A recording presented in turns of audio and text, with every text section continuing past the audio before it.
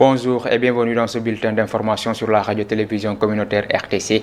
Pour démarrer, le district sanitaire Baïtala Diop, ex-Dominique, a prolongé sa campagne de vaccination contre la rougeole et la rubéole jusqu'à aujourd'hui, vendredi 13 décembre 2024, ce pour atteindre leur objectif conformément au nombre de vaccins demandés. Toutefois, cette campagne n'a pas été facile à cause de la réticence des parents et d'autres aspects que vous allez découvrir dans ce compte-rendu signé Aminata Abdoulaye Watt. L'équipe réunie pour faire le point, mais aussi préparer la prochaine sortie. On va aller là-bas. L'équipe 4 peut prendre une place. La campagne nationale de vaccination contre la rougeole et la rubéole se poursuit dans le district sanitaire Baïtala Diop, ex-Dominique, car l'objectif fixé n'est pas encore atteint. C'était prévu pour 10 jours, de 10 au 11. Mais compte tenu quand même de certaines réticences et de refus notés, on n'a pas pu atteindre l'objectif qui nous était assigné par le ministère de la Santé. C'est la raison pour laquelle on s'est dit que ces 2 jours qui restent, c'est-à-dire le 12 et le 13, on va essayer quand même vraiment de faire un large ratissage. Sur le terrain, les acteurs sanitaires sont confrontés à d'énormes difficultés, telles que le refus de certains parents de faire vacciner leurs enfants, souvent liés à des croyances socio-culturelles. Les raisons sont diverses. On peut quand même en citer quelques-unes, à savoir telles que il y a les croyances socioculturelles qui constituent vraiment une pesanteur quand même vraiment remarquable, de un. De deux aussi, il y a aussi certains parents qui te disent que j'ai pas confiance au vaccin. Pour mener à bien leur mission, ces acteurs collaborent également avec des acteurs communautaires, notamment les Badjen Gox. La cible Badjen Gox, qui fait partie de ces acteurs communautaires, constitue vraiment aussi une cible à ne pas du tout négliger. Parce qu'elle joue un rôle extrêmement important pour le déroulement d'une bonne campagne.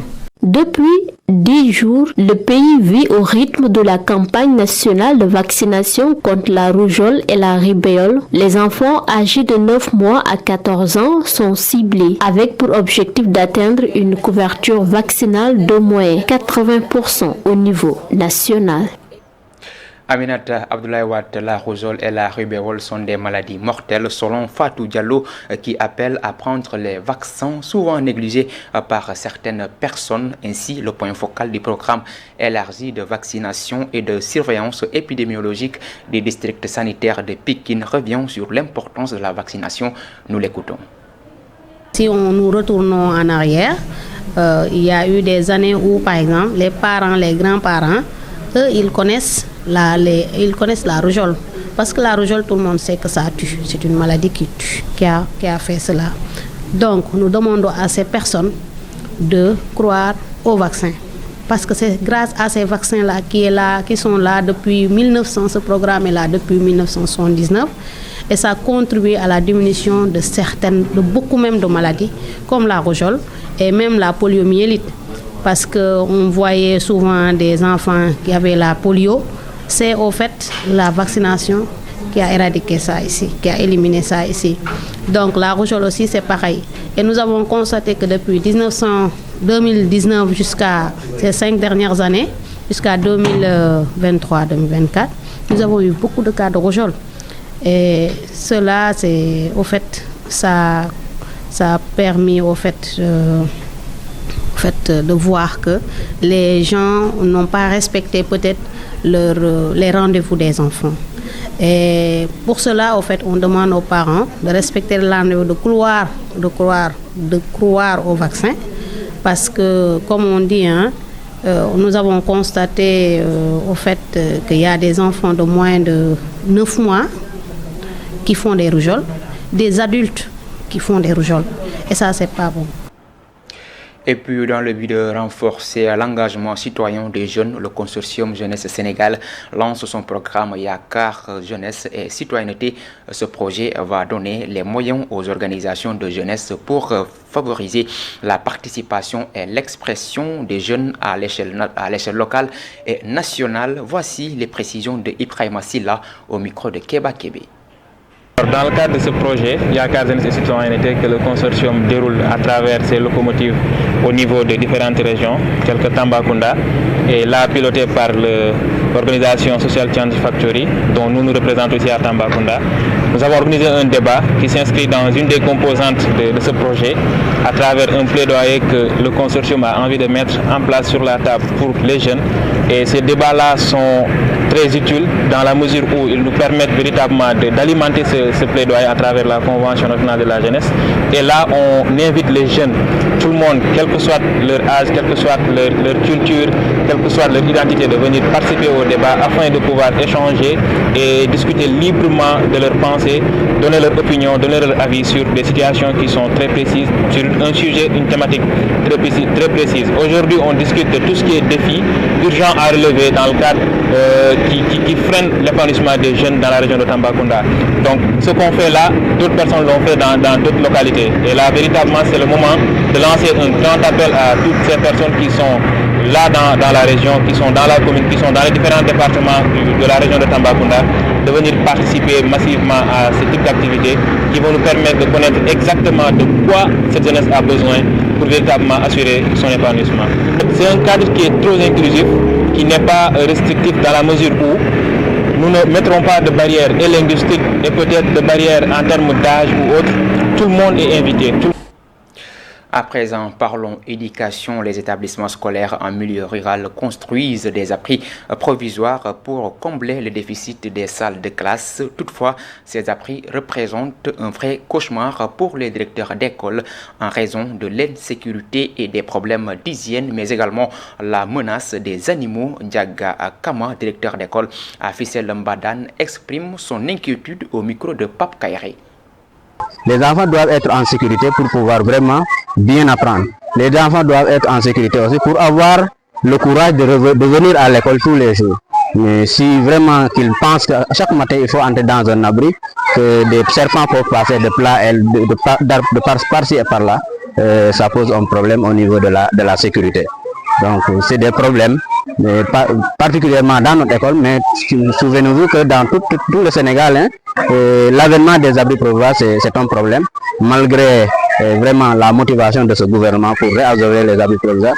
Il y a de cela presque une semaine, il y avait vraiment de la poussière et ça peut amener vraiment des cas de rhume, des cas de sécurité des maladies, et surtout des maladies diarrhéiques. Vous constatez que les abris sont faits à base de tiges de mil. Et cette tige-là, en milieu de saison sèche, les ânes, les chameaux qui passent au niveau de l'école, parce que vous constatez que l'école n'est pas encore clôturée, bien vrai qu'il y a un projet qui est en cours avec la mairie, mais ça c'est un phénomène que nous déplorons, et surtout avec même les arbres que nous avons ici. Chaque week-end, tu reviens le lundi, tu n'auras plus envie de rester à l'école.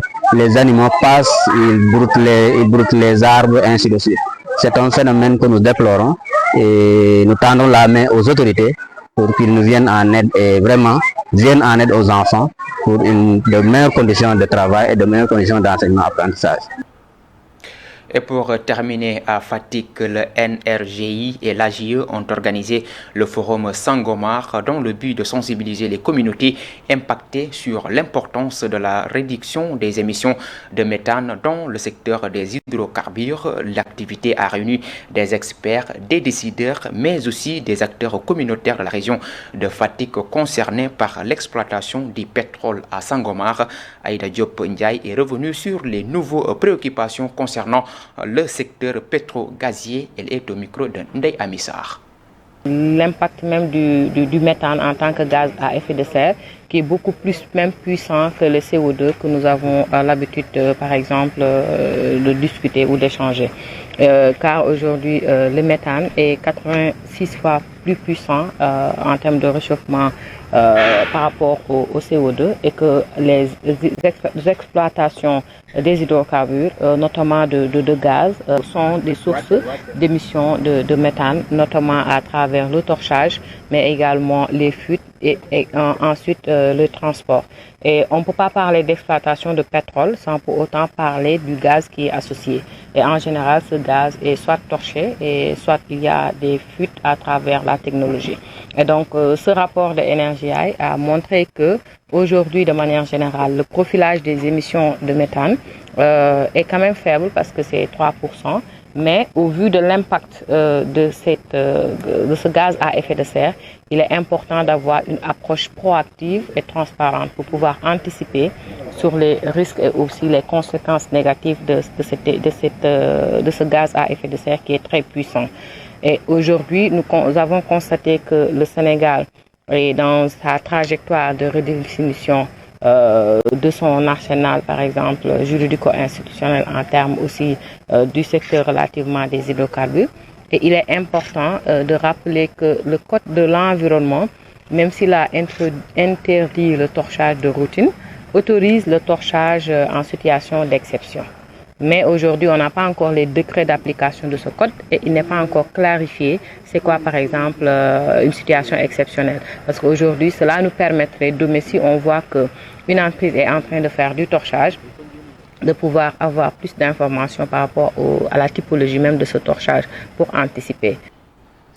C'est la fin de ce bulletin d'information sur la radio-télévision communautaire RTC. Merci de l'avoir suivi. L'information revient à 12h en version Polar. D'ici là, portez-vous bien. Au revoir.